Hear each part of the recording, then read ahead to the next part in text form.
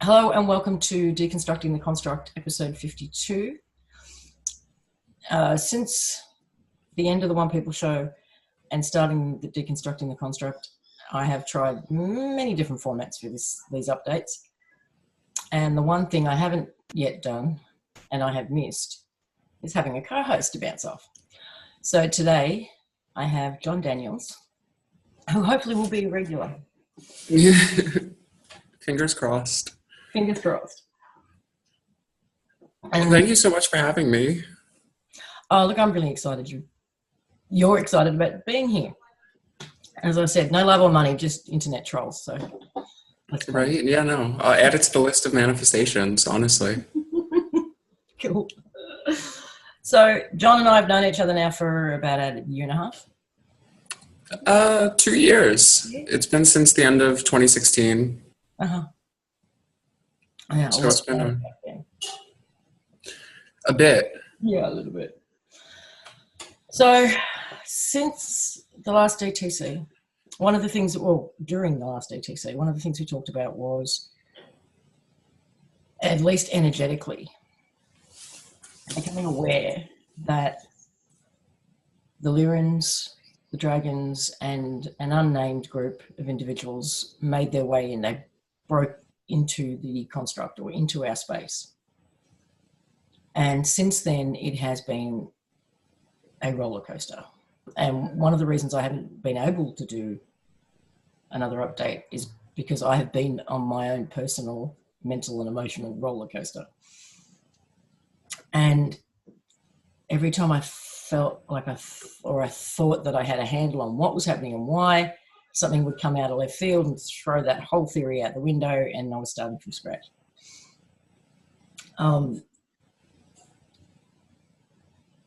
One of the things that I did see a lot of within kind of hours, really, of the last DTC was a lot of talk online about psychic attacks and energetic attacks, lots of darkness. And initially, I couldn't see it or feel it because I was still on such a high from the experience that we'd all had, seeing all these beings come in and feeling the positive effects of that. None of that stuff was touching me at first. But then there was a series of events and some, I guess, downloads and visions and whatnot. And then it was trying to get a handle on what we were seeing, where it was coming from, what its purpose was. And myself and about 3 others that I'm close to all had a similar vision within days of each other of, like the Dementors in Harry Potter. Mm. And it was this cloud, this big black cloud.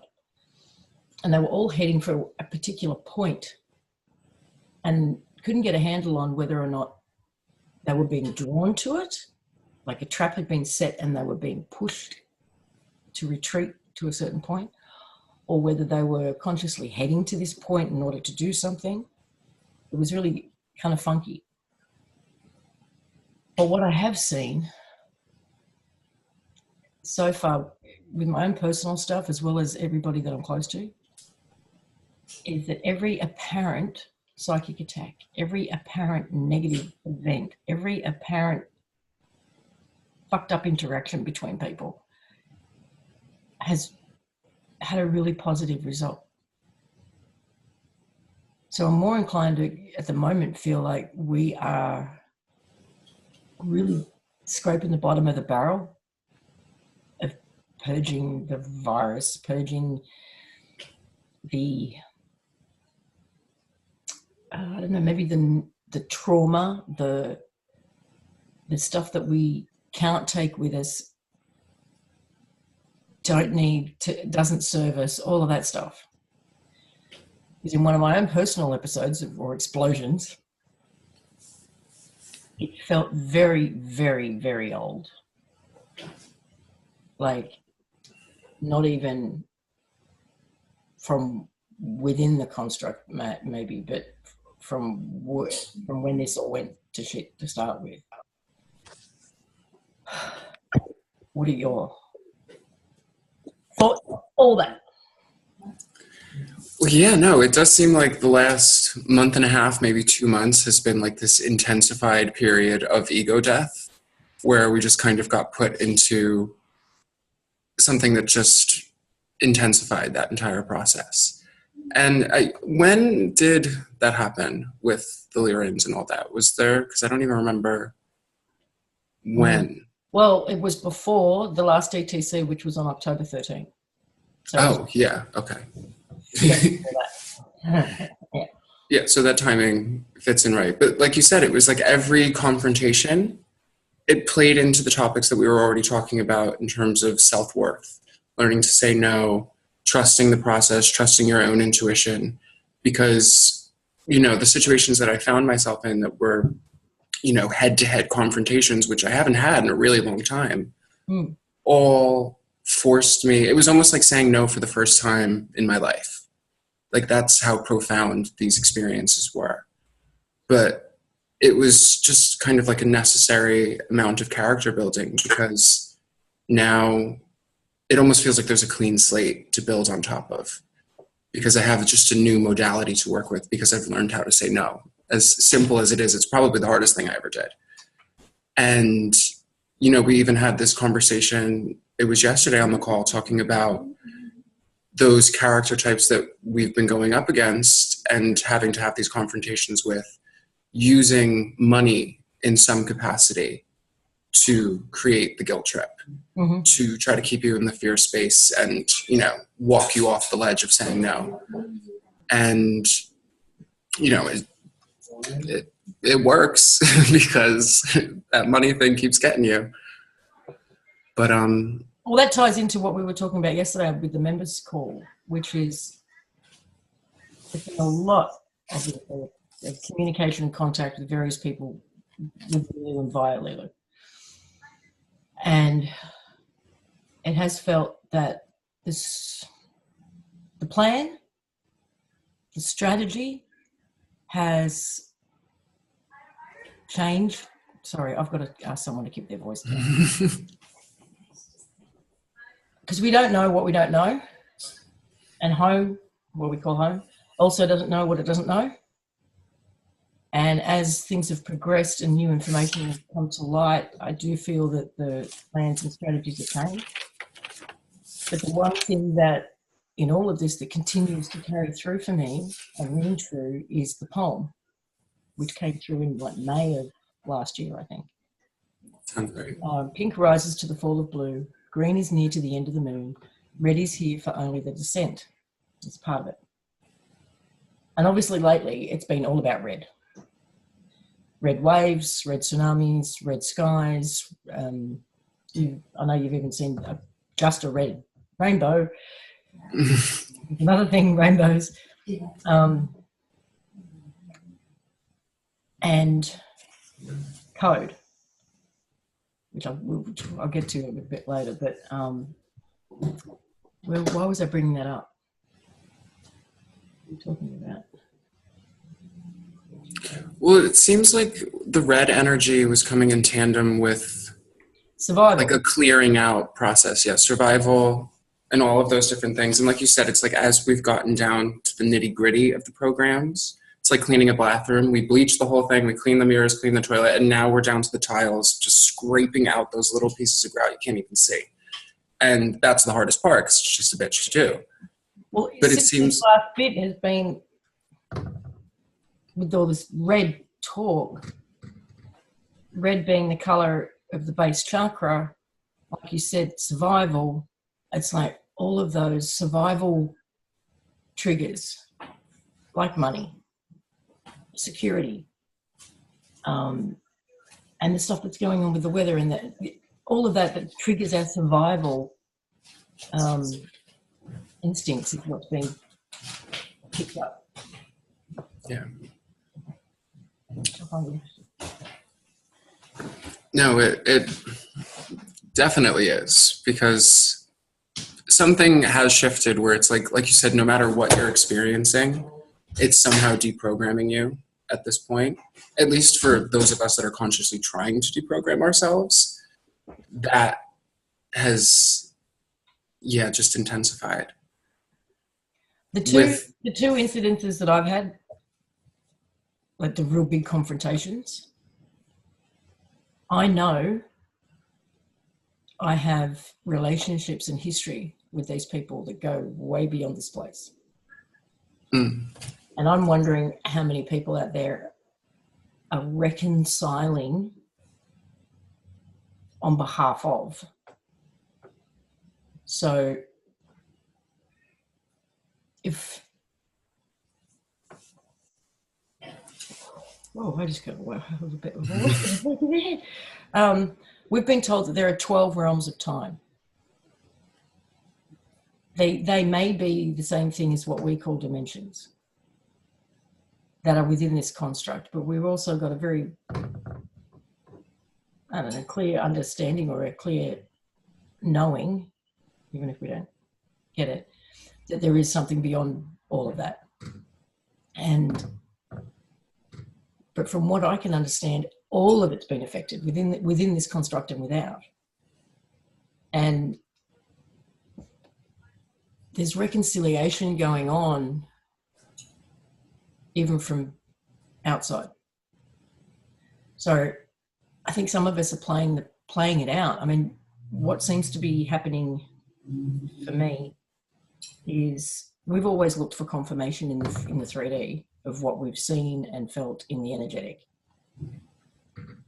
And now it's almost like it's simultaneous, and you're doing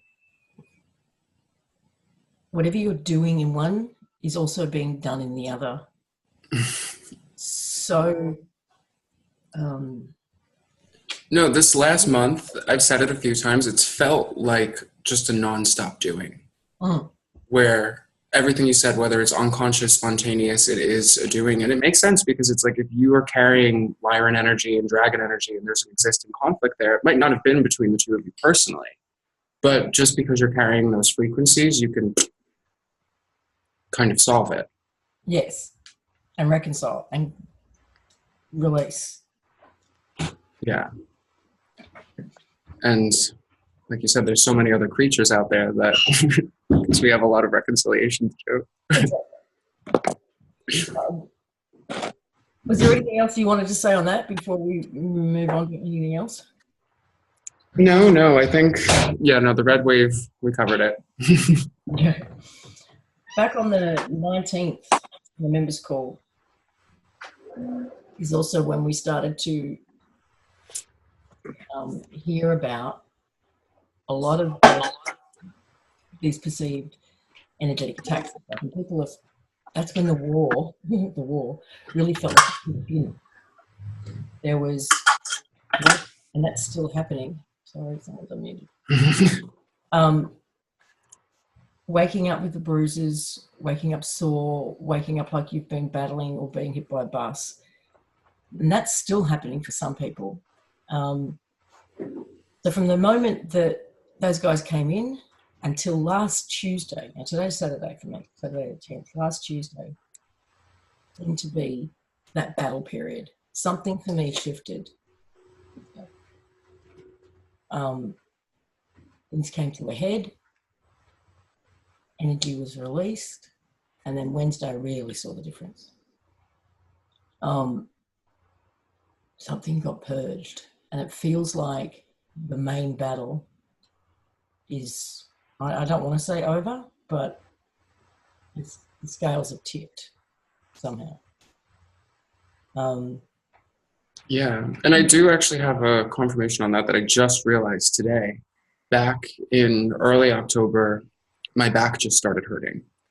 And no matter how I tried to remedy it, I just couldn't get it. It felt like there was like a marble underneath the skin. And I think I had brought it up to the group and addressed it, but it was persistent. And then today I just realized that for 2 days it's been gone, and I didn't even think about it.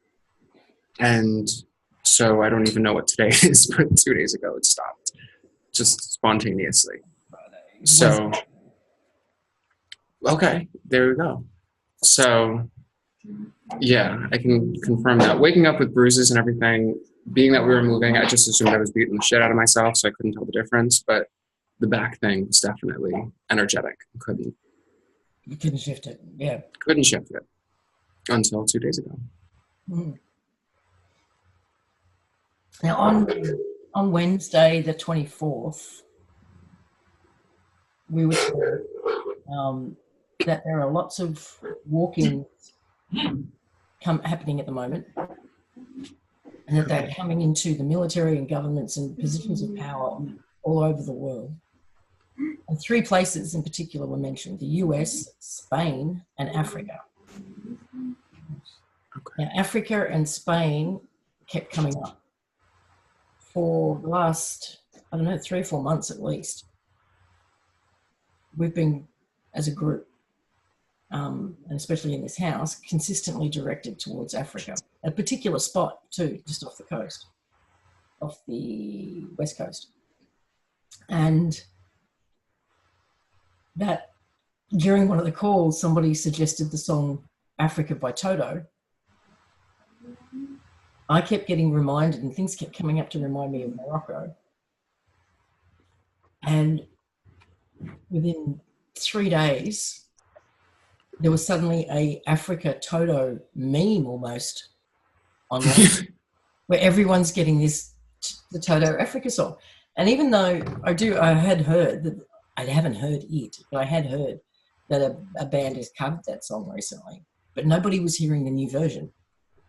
Everybody was hearing the Toto version, and it was coming up in the weirdest and wildest ways and creating synchronicities for people. The one that went hand in hand with that for me was the Eurythmics, Here Comes the Rain Again. And the Toto song also talks about the rains of Africa, which coincided for me in terms of all these synchronicities about water and 3ZB. And for those who don't know what 3ZB is, we talked about it, I don't know, a year ago, Christmas? At Christmas time it came in for us. Mm-hmm. Did you have a Africa Toto sync as well? Ironically enough, during that time when we were still in the old house, I have memories of people spontaneously singing that around the house and it annoying me. So I can say that, yeah, it came up. Funny enough. But there's always something coming up. They were singing that, Rock Lobster, all the hits. All the hits. We didn't know what we were looking for in Africa. But at the same time, what coincided with that was kicked off by the TV show Merlin, and also the sword imagery that was coming in the visions and downloads. So Merlin, Lancelot, magic. Lancelot became a thing, and then what we were directed to, in fact, or one of the members found, was there is an island off the coast of Africa called Lanzarote Island, which is owned and run by Spain. So as a location, I'm keeping an eye on that because I don't really know. I mean, like I said, Spain and Africa were mentioned in the messages from home. Lancelot, Merlin, magic was the theme at the time as well, and it led to Lancelot Island off the coast of Africa but owned by Spain. So it's an area to keep an eye on.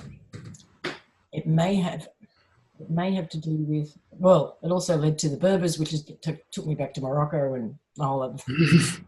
So I don't really know what that's all about yet, but anybody who out there who knows any more information around that island, its history, its connections, would appreciate it. Because we just keep being led to look there, and I don't know why. I know northern Spain, there's a place called Galicia, and their culture is Celtic to the core. And Celtic culture would be the same thing, Merlin and the whole spiel. But obviously they've been colonized 1,000 times over, so now they're Spanish. But my best friend is from Galicia, and they have the whole thing, bagpipes, kilts, same Celtic culture, just Spanish, which I would have no idea even existed if I didn't know him. Okay, thank you.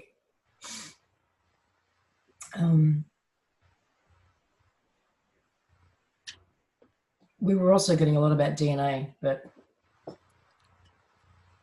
I don't really know where that's leading yet. There was Friday the 26th of October. It was another big day. It was during the call with the members, and we were led to look at the moon. And I realised I couldn't get there via my normal mode of travel. The grid, and this relates back to 2010 or 11, when I kind of stumbled upon, I guess, this, it looked like a big fishing net from the moon, encompassing the planet, and it was a grid system that both fed from a base on the moon. It fed information into this grid network, which tapped into the collective to feed the collective programs, as well as received information to monitor the collective, and that information went back to this base on the moon. And it was tied into the rinse and repeat facility, recycling plant. And back then I saw it all blow up. And even I saw the facility on the moon blow up. And I was sure from that moment on that the recycling centre, the rinse and repeat, the reincarnation thing, and the copying of us was no longer happening. But that network, that grid was still there. On Friday the 26th, I don't know when, but it wasn't there for me on that day, and it hasn't been there since. What was left was these kind of like really fine stray strands that just hadn't dissolved yet, and they weren't connected to anything, even each other. And it was a very emotional experience too, because it seemed to be tied into cloning facilities, both there and here. Something felt like it got shut down, and some of us there were copies of some of us in these places, and we were able to integrate those copies. And those who went through that experience were kind of flooded with pretty horrific visions and what felt like memories.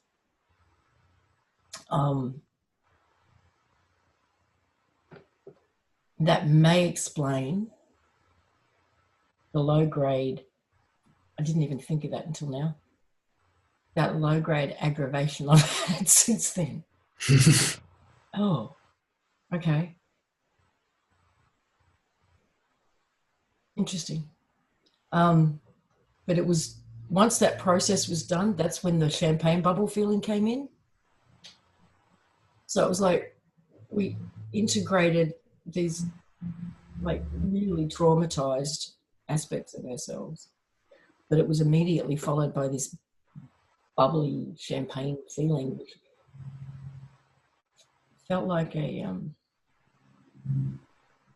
frequency that was helping us integrate and transmute without taking too much of it on and becoming overly traumatized by it all. So it was able to just sort of wash through us.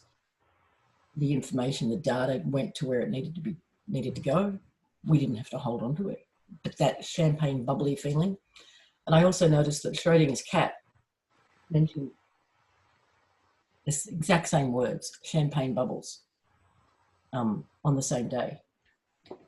Schrodinger's other cat, I should say. Mm-hmm. And then there were visions and visuals that came in that showed us they were getting, and the interpretation was getting ready to flash the BIOS, which we talked about months and months ago. Were you there for all of that? Did you have that experience with them? I don't think I was present for that one because I think that I was working that night. But ironically enough, that was when I wound up reconnecting. Remember, I told you about it was like the bot aspect of myself that I had encountered in town about 2 years ago. No, it was right before the eclipse last year. And then he wound up being my replacement at the job that I was leaving. That day was when he came in to train, and I actually had to interact with him and, send him off on his timeline, I guess.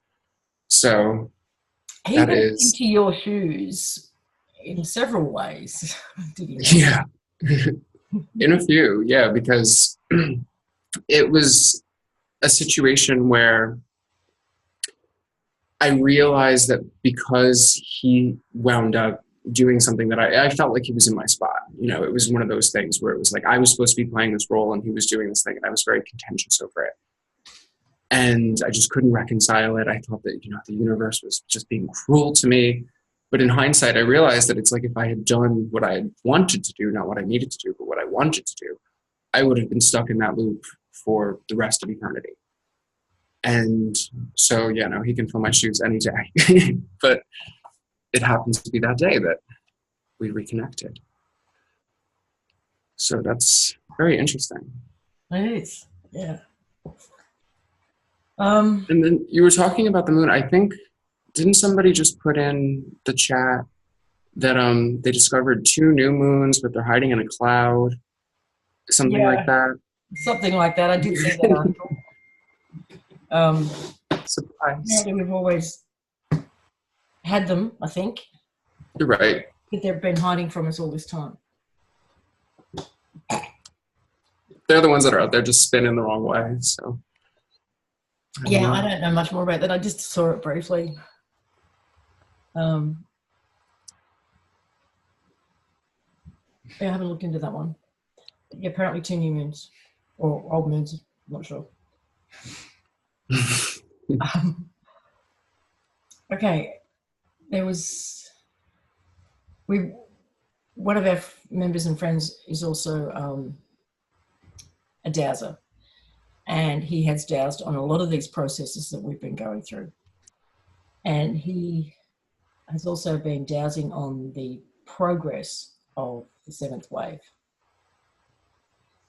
And his observation was it took about 20% of energy to get us 80% through the wave. And once we got to about 80%, it started to slow right down. And then we got a message from Lila, which I think I did talk about the last one, where she discovered a new code that was about the imprint code, which is why she couldn't crack it. Strange terminology, but that's what she used. And it's been, the 7th wave process has been just like incrementally, sorry, yeah, it's been incrementally moving along to the point where it went from, it finally gets to 99, but then he has to start measuring it 99.1, 99.2. At the moment, as of a couple of days ago, I think, we hit 99.999. And it's just sitting there. Okay. So for those who are wondering what's happened to the 7th wave, it's just inching along.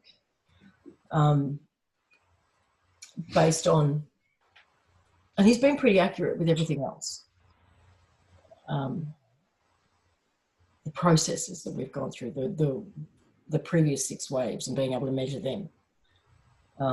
Because usually within a day or 2, or even hours in one case, I think, of him saying, yep, that wave is complete, the next one started.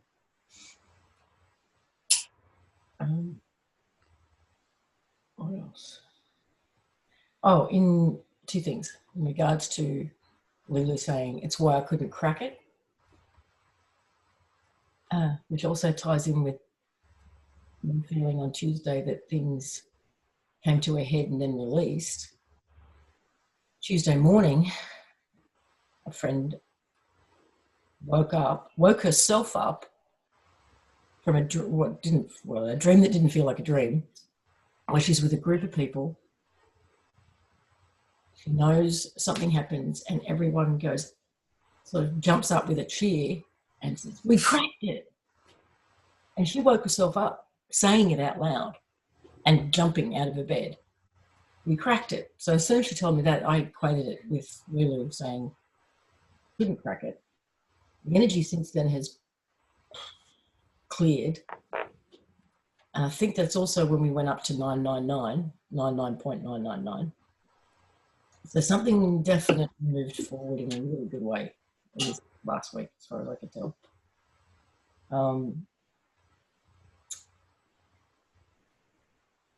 The other thing was around that time, during a doing that some energetic work someone was doing, they got a vision of a white raven. Had heard of them, but had never seen a white raven, didn't know what they meant. Did a Google search and found a Canadian Indigenous prophecy, I think it was, about the white raven. And there is a video online of one of the grandmothers from the Council of Grandmothers, I think it's called. There's 13 grandmothers, Indigenous women from around the world, different cultures. They call themselves a Council of Grandmothers, and one of them is telling the story. And there's a whole story around the white raven, but ultimately the raven says that when the world is coming to an end, essentially, is when I'll come back. When it's all done, you'll see me again. So that's all happened in this last week.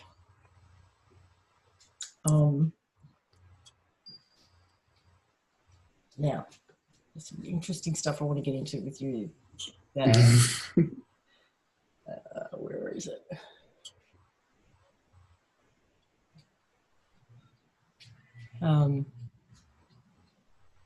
Okay, I think this gets back to the latest messages. The only way I can explain it, normally I like to talk in computer code because I find that a really easy analogy, the whole video game and hard drives and programs. But I can't when it comes to this for some reason. I just can't. I don't know enough terminology, perhaps, but so it's easier for me to talk in dimensions when it comes to this bit. But what it feels like now is there is nothing left except this 3D and what we would call 4D or the astral. And that when home came in, they're actually in that dimension, that 4D in the astral. And that's where it's like everything just got cleaned up and merged. And then it's all starting to merge into that 4D. And there is nothing else anymore. It's just 3 and 4. And ultimately, it feels like it's going to just be one. What we are seeing feels like this battle that's been going on has been happening in, like I said, in the 4th astral. That's where the final frontier, the front line is. That's where we've been doing the fighting. Because the beings over the last week or so that feeling into seeing in the astral are home people. It's not your ghosts, it's not demons, it's not any of that stuff. It's home. No. I had I don't know, maybe 3 or 4 sightings in this house of beings from home. I know, this one's hard to believe, and I don't have a copy of it because we burned it because we didn't know where it came from at first.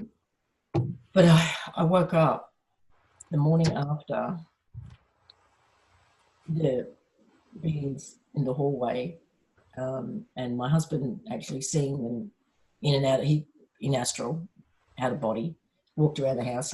He goes into the living room, and there's one sitting on the couch. And I wake up to a drawing in my brand new notebook, which I didn't do and he didn't do. We then get a message from Oliver about a week and a half later saying, "Oh, sorry for the scare. That was me and Lulu, just checking in on you. I drew you a map. Did you get it?" of where we are. And I was like, "Oh, okay, that was you. Sorry." And you can feel them in a way that has definitely changed. So that's my thoughts on that one. And I don't know how to translate that into techie talk. Well, so this goes into the thing about the alpha waves, right? And I don't know if you want to play the message first or if you want to just dive in. Where is it? Okay. So when Oliver came in and said, "That was me and Lilo checking in on you," what he said was, "We are here operating in the alpha wavelength. It's the only way we can be here. And you go into the alpha wavelength because you did it beautifully." Thank you. Well, yeah, I'd never even heard of that before, so I had to do some Googling today. Thank you, Google. And essentially, it's like anytime you get into a meditative, relaxed, Zen kind of state, the brain is producing alpha waves, and it's coming from the occipital lobe, the back here where the visual cortex is, all of that. So it's not just happening during meditation, but also when you lay down to go to sleep, before you actually get into that REM sleep and you're still just kind of, in the twilight zone, that's the alpha state. And in the same respect, when I kept digging, it was like intuition, imagination, visualization, all of these things are attributed to the alpha wave. So that essentially would be the astral realm. Perhaps just a way to measure the astral realm and actually see it on a chart. I don't know. But, my question would be, when you guys saw everyone in the house, was everyone just kind of relaxed and chilling and it was easier to... It was shadows, essentially. However, 2 days ago, 2 nights ago, it became quite solid, quite dense. It was as if the back, just from the back, going down the hallway, there was no smokiness, there was no shadowiness, you couldn't see through them, it was solid. It was just walk past. Okay. And so it's getting more and more real, it's getting more dense. Yeah.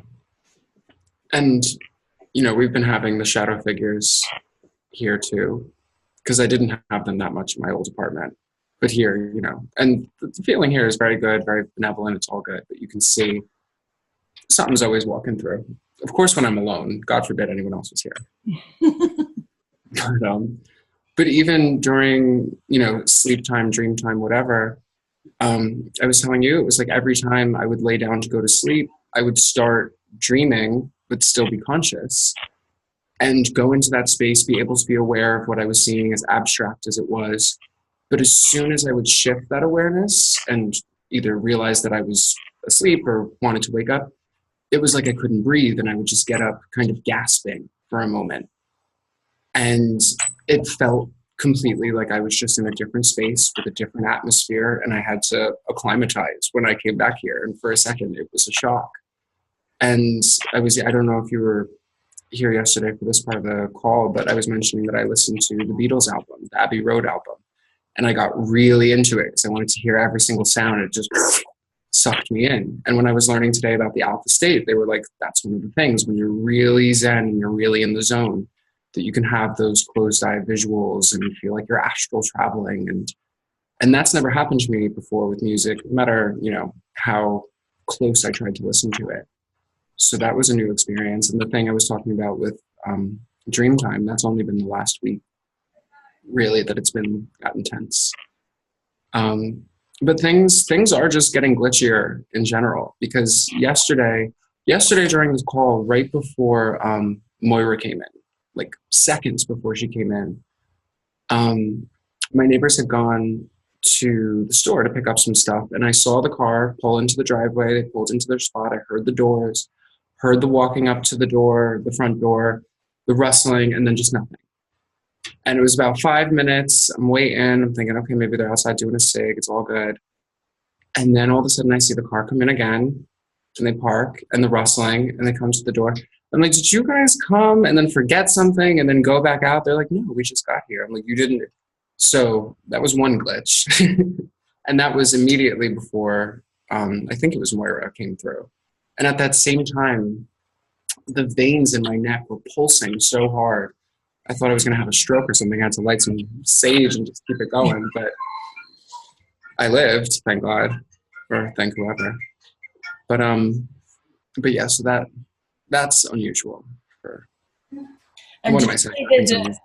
I've actually, for about 2 years now, people have been talking about having seen or snippets of videos of planes stopping in midair. But I've seen it this year alone, was when it started. I've actually seen it 4 times myself. But then there was a really good video that just got put online of a plane, a big passenger jet, just stopped in midair. And it's a good piece of footage because they're on a freeway and it goes for probably 20 seconds as they fly. That thing's not moving. There's been a lot of glitches. But this also ties into what you said about 70%. Yeah. I can't remember when it was last week. I had a download in the shower, as you do. And I don't know, it changed my concept and perception of what's happening here. Because I was being very black and white about it. Here at home, here or there, this or that. But what I saw was a merge. And more importantly, I felt it in a way that helped me understand it mentally, what I felt, because of what I felt. So what I saw was the inception concept of dreams within dreams within dreams, or games within games within games. And that they had all closed, ended, whatever. And now we were dealing with the original level, which I would, I guess, call home, and this first level of the dream or game, which is what we're in. And then there was this process where I saw the consciousness, my consciousness, which was split between my home self and here. And I saw them both as avatars in 2 different games, essentially. And knowing that there was more, beyond that. And that up until now, we've been able to operate independently. We have, but as time's gone on, we have these moments where we know we're not really here. I don't know where I am. I'm not. You can't focus. You can't think straight. You can't remember anything. You just feel like you're walking through mud or syrup, and you're just not really functioning. Yeah. So what I saw was it's because we're getting closer and closer, and the consciousness is becoming more whole. And in this vision that I saw play out, Lulu calls me, asks me to go in my room by myself, and she takes me through this process of activating, clearing, doing something with my DNA. And I end up in bed for 3 days. I don't eat, I don't drink, can't do anything. It's quite painful. The process takes 3 days. The only thing that helps is water, getting into water, bath, pool, ocean, river, whatever access I had to it, because there is now enough 3ZB in the water and in the environment to activate and support the transformation of our DNA. And the objective was to get this avatar, the home avatar, as close as possible to a match for the merge to happen. And after the 3-day period, I'm about a 70% match. And I'm able to get up and start functioning. However, this body has to be asleep or in a really deep meditative state, or potentially alpha state, for me to be able to be conscious and functioning at home. And that one has to go to sleep in order for me to be conscious and functioning here, because we're now two joined. We can't operate independently anymore. And then this whole thing plays out anyway in this way. But I think the takeaway from it was that there is enough 3ZB now in the environment for this to happen. And what I thought you said was interesting was that the brain has 73% water in it too, which I didn't know. Because it was that 70% was very, like, take notice of that. That's important. Until it's such a point where it just starts to, it really does merge and it all becomes one. And when it finally clicks, it does kind of happen in a flash. It has to get I know. Daddy went out, so she's just like, Oh, oh, poor thing. So cute. I know. No, but that is so interesting, because for whatever reason, I just felt a poll. I was like, I have to Google what percentage of water is in the brain.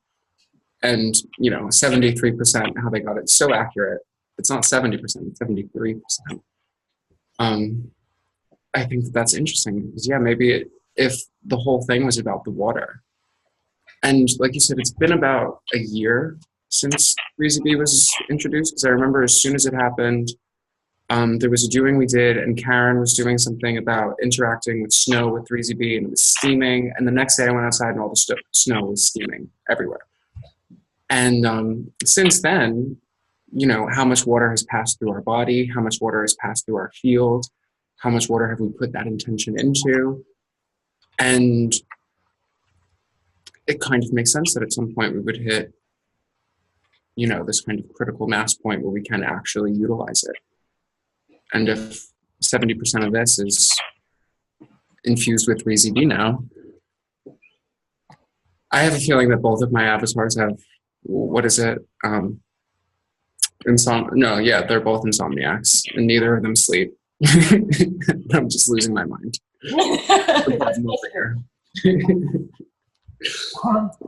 What came out of that too was I ended up having this 3ZB transform me, like a cheerleader's mantra running through my head.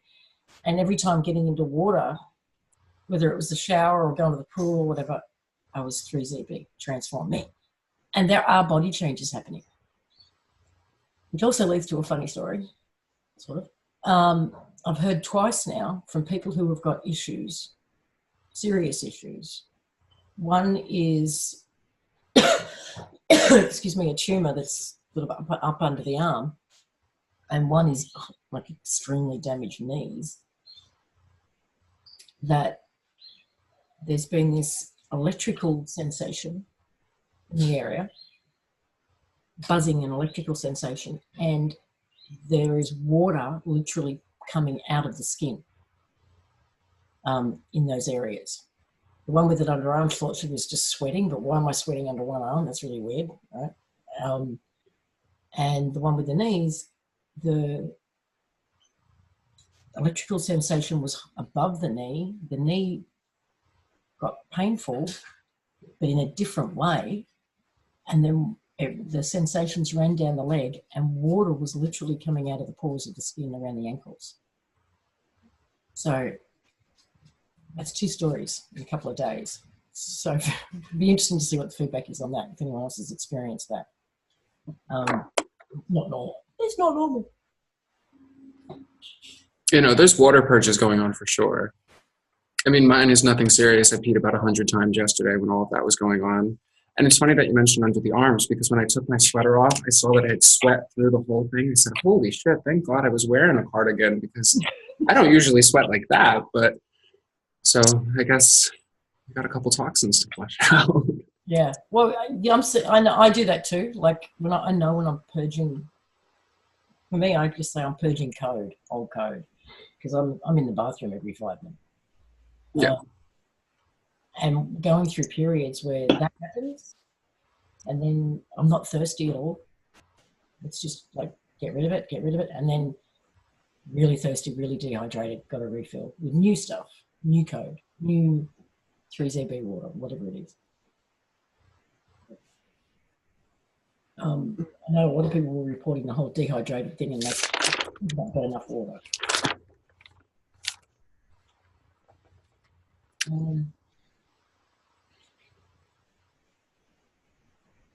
So yeah, grab your pom-poms. 3ZB. Where else? What else have we got? Okay, so recent messages. When was that? 29th of October. Aluna Ash just put something else about a tunnel as well, apparently. And she didn't really understand what it meant. So, Aluna, if you're listening, this might give you an explanation for what you saw. On the 29th of October, I had a communication with a being by the name of Ensa. Ensa is actually Phoenician for water.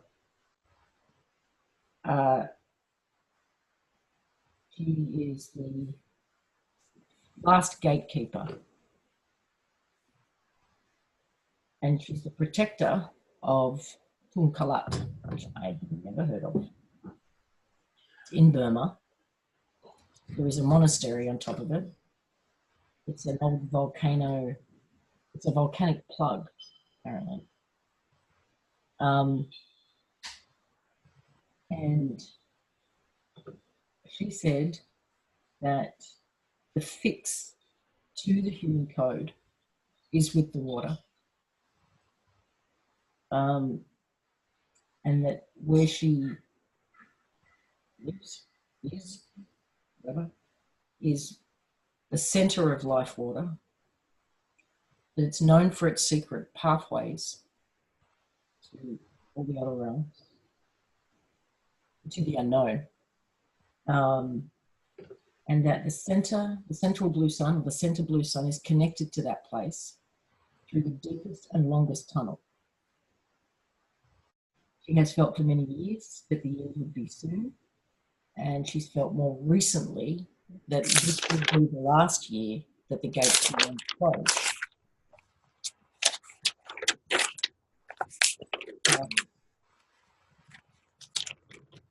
She says she saw it for herself, that from the very center, that the center of this place is now connected to its true state, and that it will give birth to a new surface on Earth.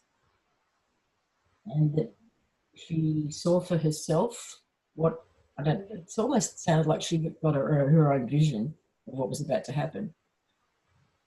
She saw the transformation that was about to take place, and it was the most beautiful thing she'd ever seen. And she has agreed to open the gates. Now that was on the 29th of October. Yeah, you've got something on that too. You know, Burma in general, Myanmar, whatever we're supposed to call it, that's a rabbit hole. Because, so apparently at Tongkalat, I know Wikipedia lists it as Buddhism, but Burmese folk culture seems like it never really died. And a lot of these different entities that they're working with, the Nats and things like that, have just kind of been integrated into Buddhism through the animism and other things, which might explain why the lid has been kept so tight on Burma, because the poverty there is just out of control. It's surrounded by other countries that are doing relatively well, but it's just been colonized 1,000 times over. The current government's a horrible military government. But more interesting things that are going on is that particular space, so it's Mount Popa is where Tongkalat is, and the primary deity, the chief deity there, is Mother Goddess figure, and they refer to her as Popa Maydaw. I could be pronouncing that wrong, but they say that she has full dominion over that region. And there are stories online, very easy to find. People love to go there to drink the water because they believe that it has healing properties. The herbs from this mountain are said to be the best herbs on earth that you can get. This is their Mount Olympus, those kind of things. So, is this where the monastery is? The actual? Yeah, this is. The mountain itself is just beyond the monastery, but they're not so sure, but they think that this monastery, the rock that it's on, could have been a part of this larger volcano. It's a giant volcano caldera, the whole thing, but that is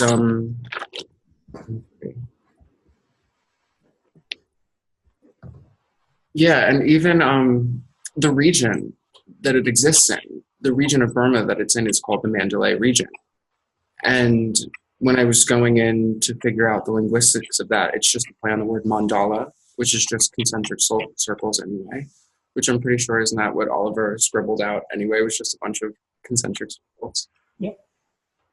And that entire region is so full of so many insane. I'm pretty sure I could spend a month online just looking into this place and find something new every 5 seconds. George Orwell grew up there in this area, modern day prophet. He actually, well, I should back up just a little bit. So I was trying to figure out about Mandalay, right? Because even when the event had happened last year at Mandalay Bay, I couldn't find anything online about where Mandalay was, because if I Googled it, all that would come up was the hotel. So I just happened to find haphazardly through Tongkalat that it existed in Mandalay. And that city was founded in the late 1800s by a king that was there in Burma because he wanted to fulfill a particular Buddhist prophecy that 2,400, it was the 2,400th Jubilee of Buddhism. And they built this entire city with relics. They claimed to have a piece of Buddha's hair, a tooth from Buddha. And the city itself is a square that has 144 city blocks, because that's just the magic number. And the walls around the city are 6,666 feet long. So this is their city of Mandalay. And that was meant to be their capital, but it's just always kind of been oppressed since then, because again, they got colonized by the British, and then they got colonized by this, and then their own people just didn't help. And Mandalay Bay itself, the hotel in Vegas, was named after a Rudyard Kipling poem that was called Mandalay. And throughout this entire poem, the only place that he mentions is this pagoda that's named Moulmein. And the Moulmein pagoda, that actual word, means damaged third eye. And the story was that there was this guy, he had a third eye, he was doing great things with it, and then someone just came up and stabbed him in the forehead, and then he couldn't see anymore. So there's this pagoda, Moulmein, and that's where George Orwell worked as a police officer, there at the damaged third eye temple. But clearly his third eye was doing great because he saw it all. So there's a lot that's going on in this little region in terms of just weird synchronicities, but they do worship her as the mother goddess, and their actual festival for her is going to be second this year on the full moon, which right next to. Can you just repeat that, because you glitched out a little bit for me? I'm sorry. There's a festival, like the official festival for Tongkalat, Mount Popo, that region, happens on the full moon in December, which is going to be December 22nd, right around the solstice.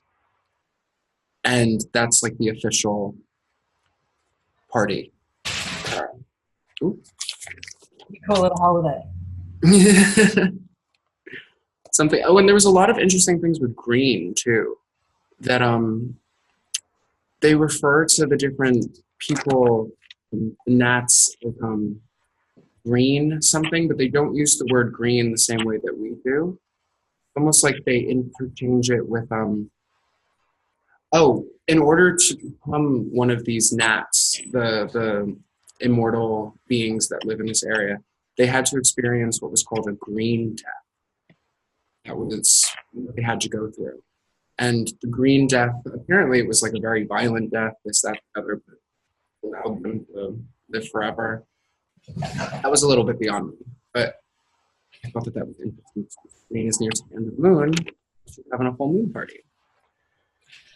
You also said something about you had a mass shooting last night.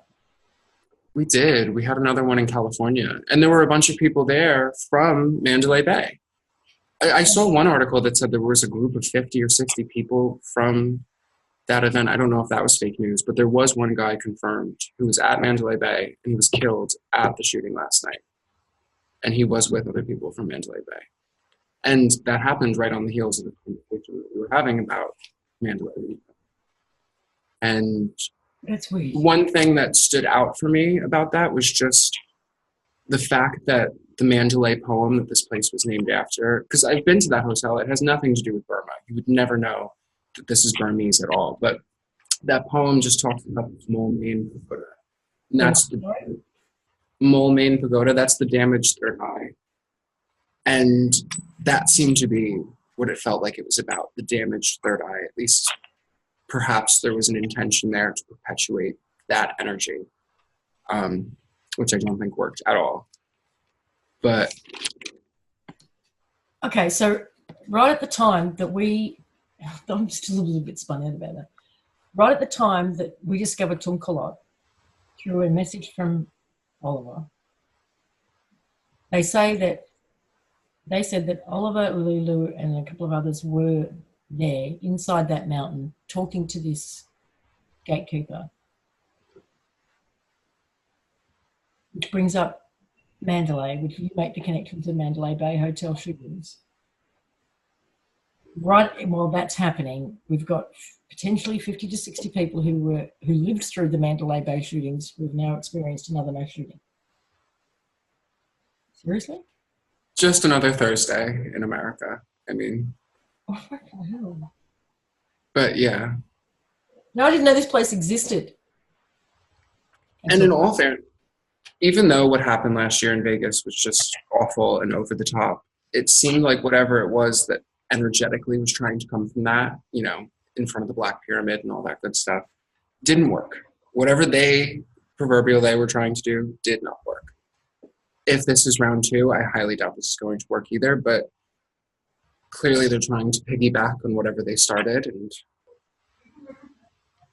what, you know, is it the same time of year? It happened October 1st last year. So we're like a year and a month. Okay. But it would have been 11/8/18 yesterday here. So 8/18, all that fun stuff. Oh, shit.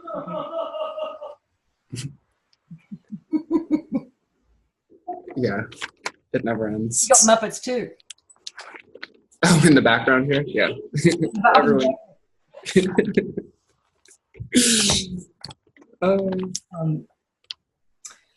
Now, on the 8th, so 2 days ago for me,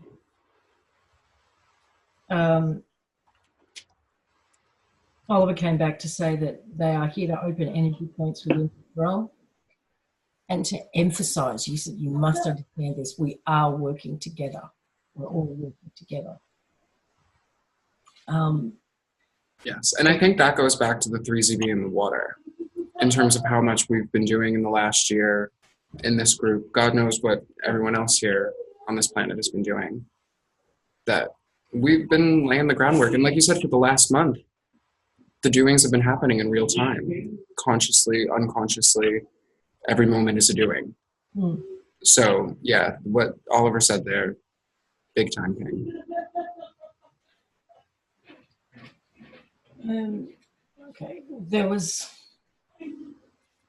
more to the message from Oliver, and there's still some varying ideas on what he was actually saying. Because he said something about what sounded like the red E code is now ready, but it could have also been the RETI code is now ready, which is a technological term to do with Linux, or Linux, however you guys say that.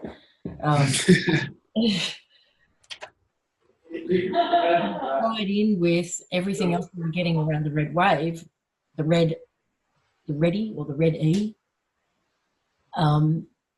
and something new with, or that the 1010E code that Lulu discovered sometime in this process with the seventh wave about imprints. Sorry, but people, if you want more, I have to go back to the last DTC or the one before. But it was this imprint code, this 1010E imprint code, which had something to do with the 12 realms of time and the fractalization of us in these other realms, which was why she couldn't quite crack the seventh wave. And it seems like it has been cracked. It's connected to this red wave stuff, and it's in process. All I can say on that, because it's too hard to really be absolutely certain as to what was said. And there's one more story. In last DTC, I talked about a woman who was taking her dogs for a walk in the park. And suddenly the whole place shifted. She was not in the dog park anymore. She was in a forest. And she handled the whole process. That same woman has just recently had another experience. She was sitting in the living room. Her husband was with her. He saw her looking very sort of far away. She got up and walked into the kitchen, and he noticed she was just standing there. Just not saying anything. She wasn't moving. She was just standing there.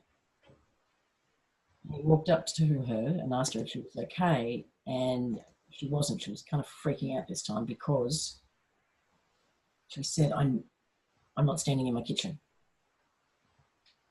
She's in a forest environment. However, this time she's having kind of a split situation where on one hand, she knows she's standing in her kitchen. She knows her husband is standing next to her. She knows he's got his hand on her shoulder, but she can't see any of it. All she can see is forest. And it's a beautiful environment. And at this point, she's quite freaked out. She didn't know how it happened, and she didn't know how to get back. What's happened to my audio? Did I just get really quiet all of a sudden? Sounds okay here. It's coming through a bit muffled. Okay. What about now? Oh, it's perfect now. Okay. It's done something. Auto adjust.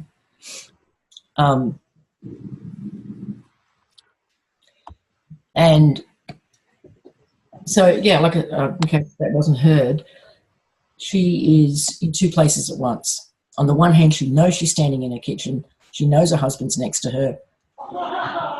She cannot see any of it. All she can see is the forest environment.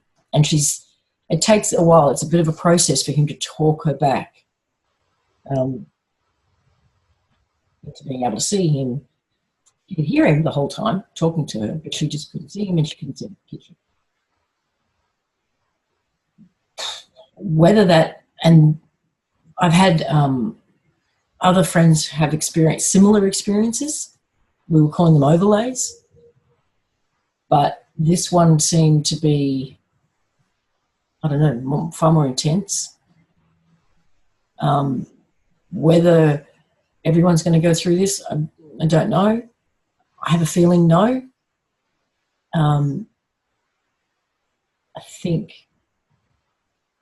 it's an inside individual job. So whatever we personally need to experience in order to get our heads and consciousness prepared is what we'll go through. I don't think everyone's going to go through that necessarily. But I'd be interested to see if anybody, I mean, I'm only hearing them, these sort of stories in my own network. That side of it as yet.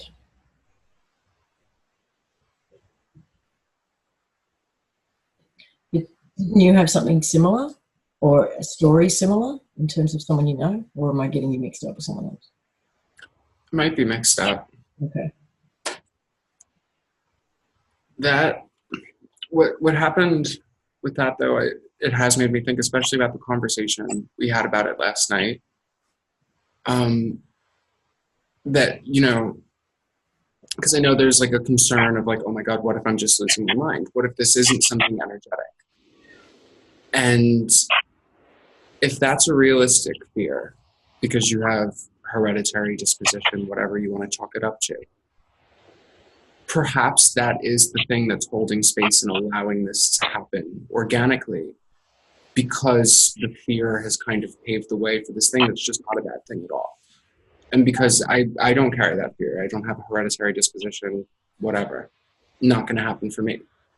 Like you just said, I don't think this is going to happen for everybody, but there might be something that's more in tune with fears that I'm carrying that would be an experience that at first I'm like, ooh, what's happening here? And then trust the process, go with it, realize everything is okay. Yeah, I agree. That's how it feels. Yeah, me too. Especially if you're consciously aware that it's happening, chances are you're not losing your mind. That's right. If you're questioning it, if you're like, okay, I'm actually in two places at once here, I can feel both, and You're probably good. You're probably good. Yeah, good.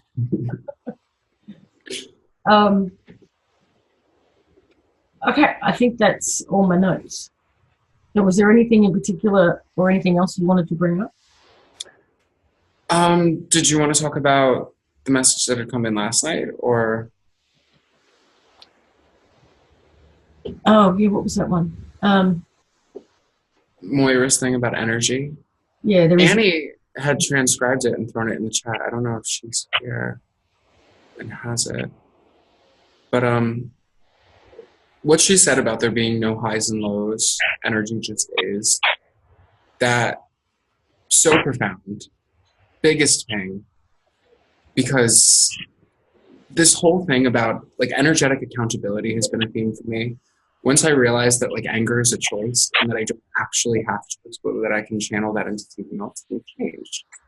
And throughout, you know, the nonstop ego death the last 2 months, being able to hold space and, you know, consciously tune my own energy has been, you know, the saving grace that's kept me from losing my mind. Because even though there's a moment of chaos and everything is just, you're just breathing, you're doing whatever, you're like, I know it's going to work, and it always works. Every time, so far we're good.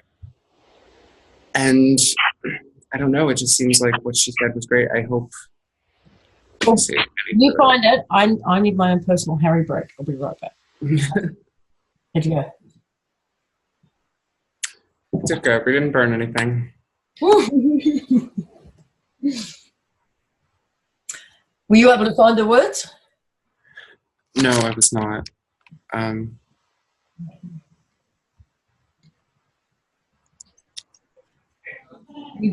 Body in chat there.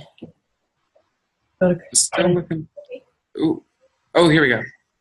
So this is from Annie. She threw it in the chat. This is what Moira said. Lisa, I think you have to look at it different. You must go within. No higher or lower energy. Everything just is. Learning how to use different energy and move through. Learning how to use different energy and moving through it is how to deal with the perceived high and low. This is a misunderstanding. I can be wrong as well, but this is my knowing of my knowledge.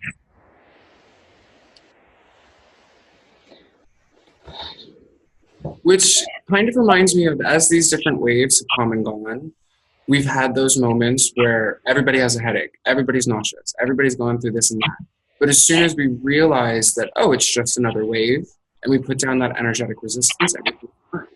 So it's like, it's not a higher or lower energy, it's just a foreign energy that we're not familiar with. So we have that reaction of, oh, I gotta put up the defenses. And I don't know, that just kind of reminds me of what that is talking about. It's Well, just energy. resistance always causes pain. Right. Oh, we passed a protest yesterday. This was so funny. There were protests everywhere yesterday because Trump fired his attorney general. And oh, forgive me. They were protesting on the corner, screaming, and one honey had this big sign that it just said, "Resist, persist." But no, we were driving through town yesterday, and there was a protest going on, anti-Trump protest, and this one person had this giant sign that just said, "Resist, persist." Those were the only 2 words on the side. And I just turned to my friend. I'm like, that's what happens when you don't read the whole book. Like, you just pick out those 2 words and move on. Yeah, so. I don't even know whether we should get into a political conversation. No, my mother will kill me.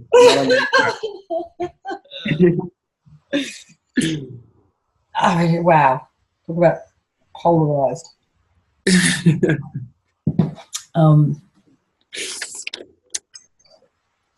Okay, where were we before that? Okay. Yeah, I mean, even I've noticed it too with certain things that have come up. Knee-jerk reactions based on this is what's always been, so therefore it always will be, and it's actually not. It's completely changed. And new energies coming in that, like, feeling the temple and forehead pressure, like it's intense. It's not pain. It's not a headache. It's just pressure. But if I breathe through it, I'll try to breathe through it. It'll shift. But it's not the way I've normally felt energy. And even the other day when, what were we doing? And something came in. Normally, it'll come at me like a wall. This one went corkscrewed in. And I was like, what the fuck was that? It was like actually the vision was almost like a Mobius strip that just sort of did this.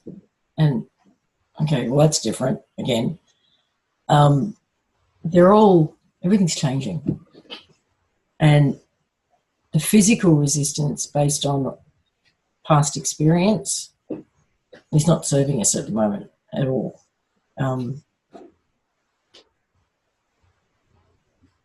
We need to just, because there is this whole clean slate, new beginnings kind of vibe happening.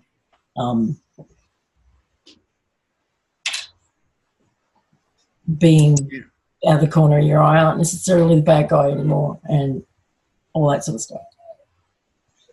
And the energy and the activity in what we call the astral is, but again, that goes back to us observing the doings from last year and what we observed last year happening in the energetic becoming physical, because now that 4D astral feels almost physical. Oh. Well, that's my second one. Interesting. Okay. Well, that's it. The rules have changed, and we've said this so many times, and I think we're pretty much on the same page. Everyone gets it. The rules have changed here.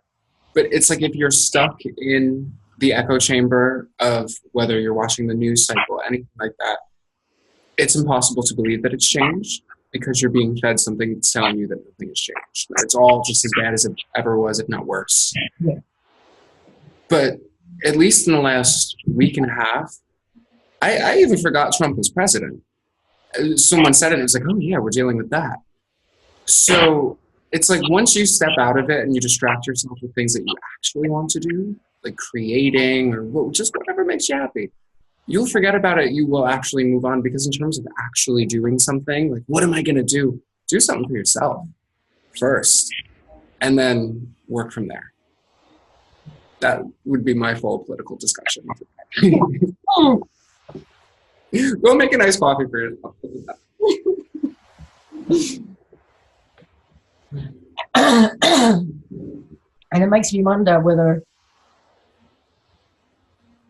the people who are doing a lot of the protesting and the rah-rah-rahing and all of that,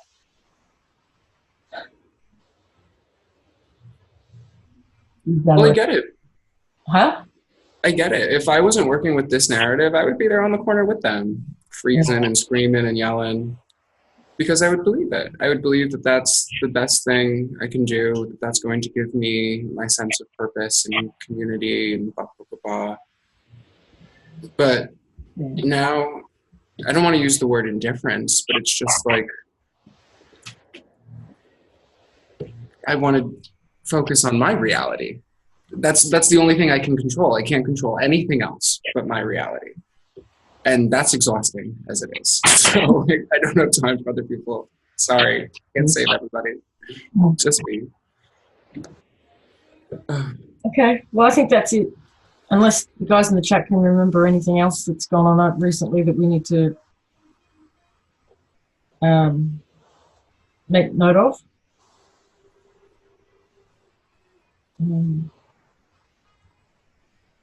I think I've covered all the, I've got my notes anyway.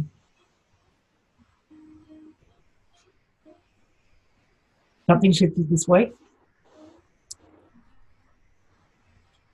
Feels like the major battles are over.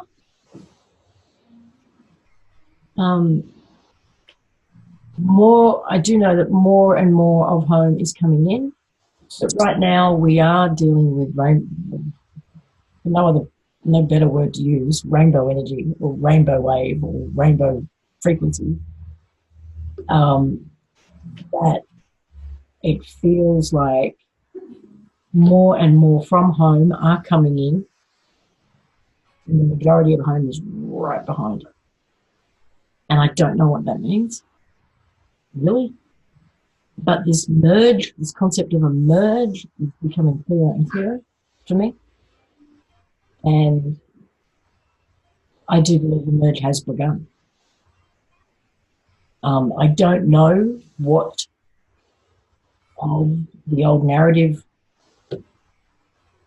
of the event narrative, is still relevant, because it does feel like the processes have changed and this has moved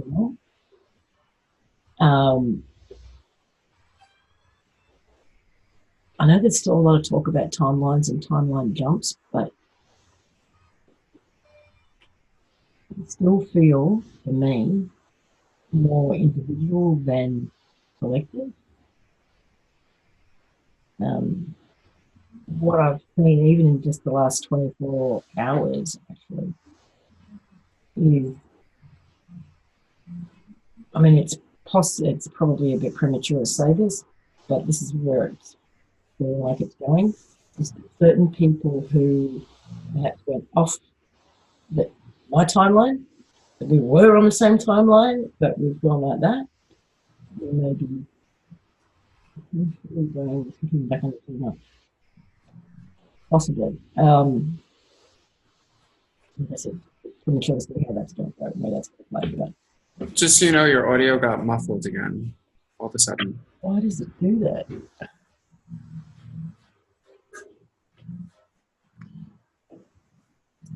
Oh, it shouldn't have. It hasn't gone down again.